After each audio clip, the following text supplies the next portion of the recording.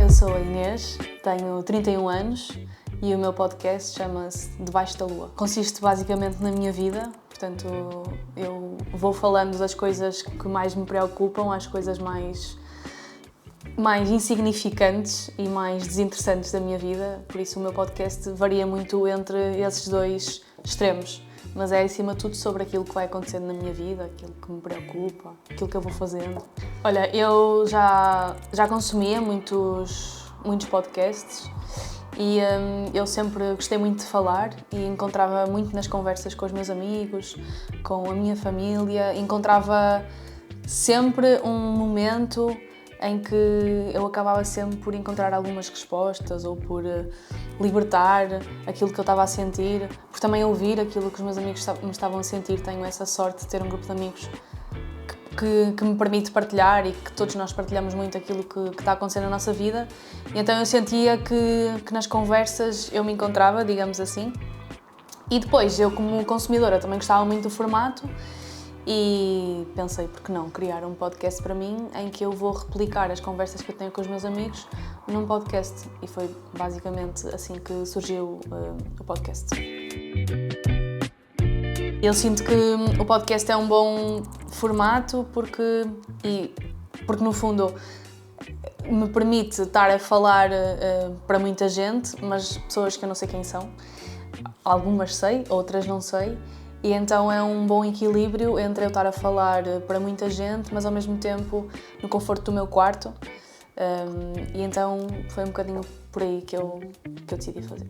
Se falarmos em objetivos, falamos mais em objetivos pessoais, nessa perspectiva de ser uma coisa que me divirta e que eu gosto de fazer.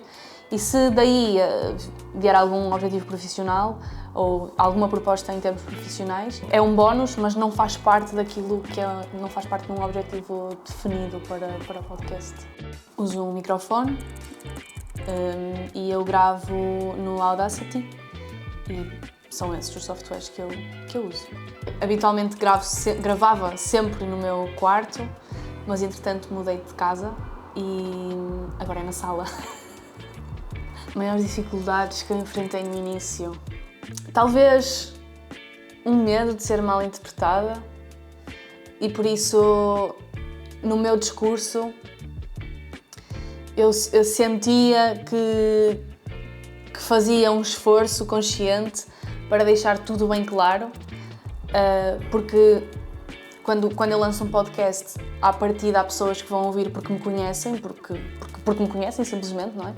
Mas sei que isto pode chegar a outras pessoas que não me conhecem assim tão bem. Quando eu digo que conhecem-me da escola, do trabalho, do dia-a-dia.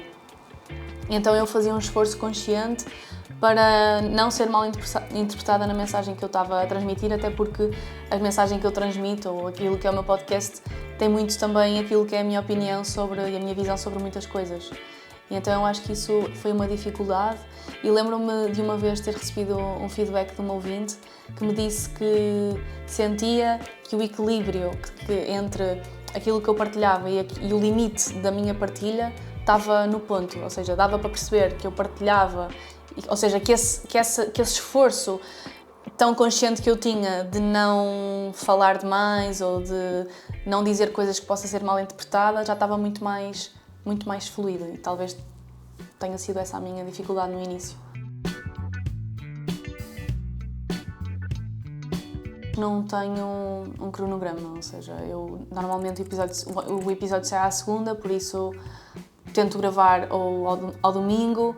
Houve uma altura em que eu gravei à segunda, ou seja, gravava segunda de manhã e lançava o episódio à tarde, mas ultimamente tenho feito, ultimamente não tem havido episódio, mas quando eu estava a gravar com mais regularidade, tentava sempre gravar na véspera, uns dias antes, para deixar o episódio agendado e para segunda-feira às 7 da manhã o episódio estar disponível.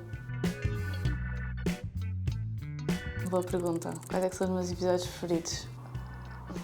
Acho que são os episódios em que eu sinto que não tenho de fazer um esforço muito grande para dizer alguma coisa.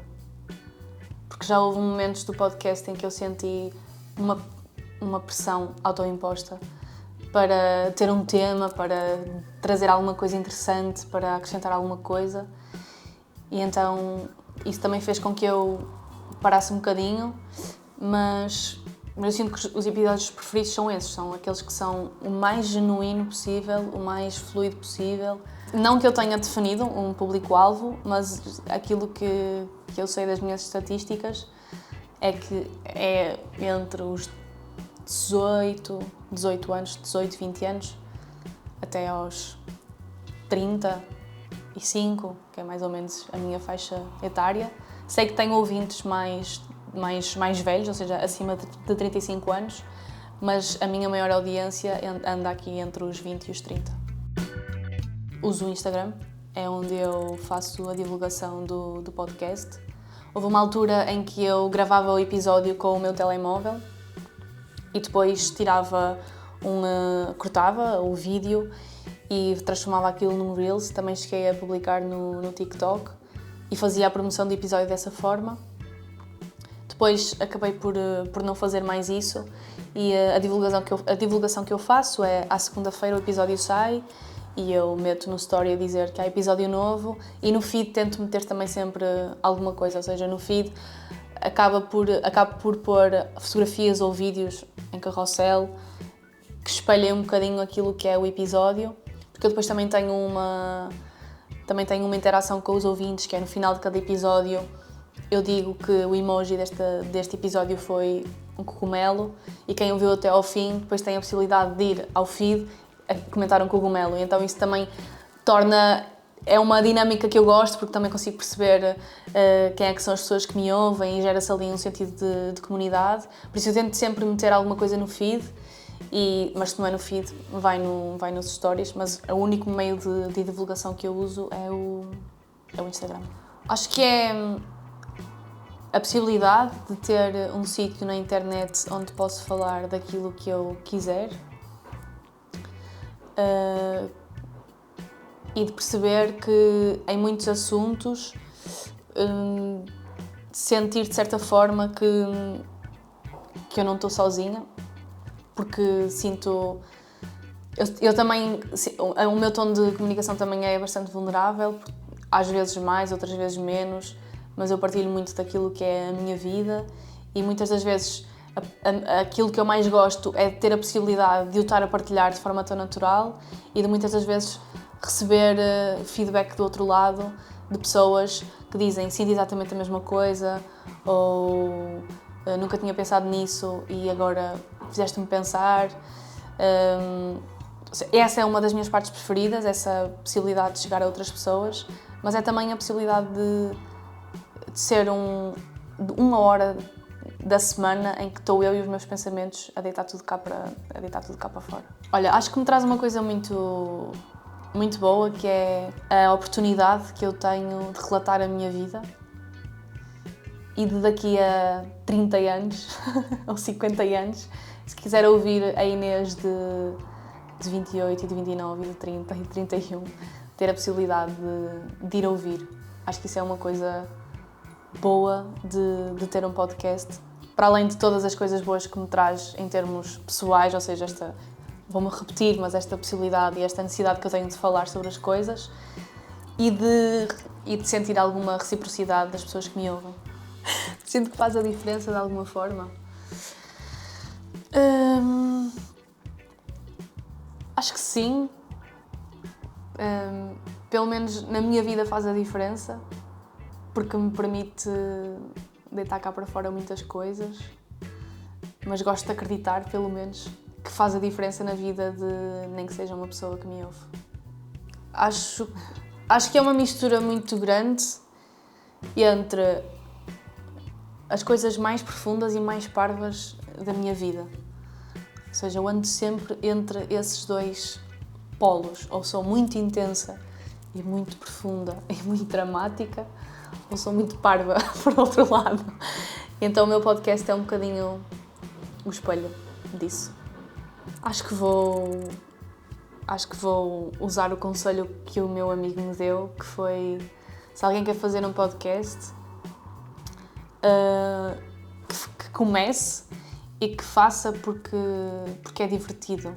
e porque faz bem a essa pessoa, sem pensar em números, em querer ser aceita, em querer ser ouvido. Obviamente que é fixe nós estarmos a falar e sentirmos que há alguém do outro lado a ouvir-nos, isso é uma coisa muito boa, mas acima de tudo fazer porque é uma coisa que faz bem a essa pessoa e porque diverte essa pessoa, independentemente do resultado que isso tenha. É 100% daquilo que eu sou. Sim, o meu podcast tem tudo de mim. Pronto, é isso. Obrigada. Ok.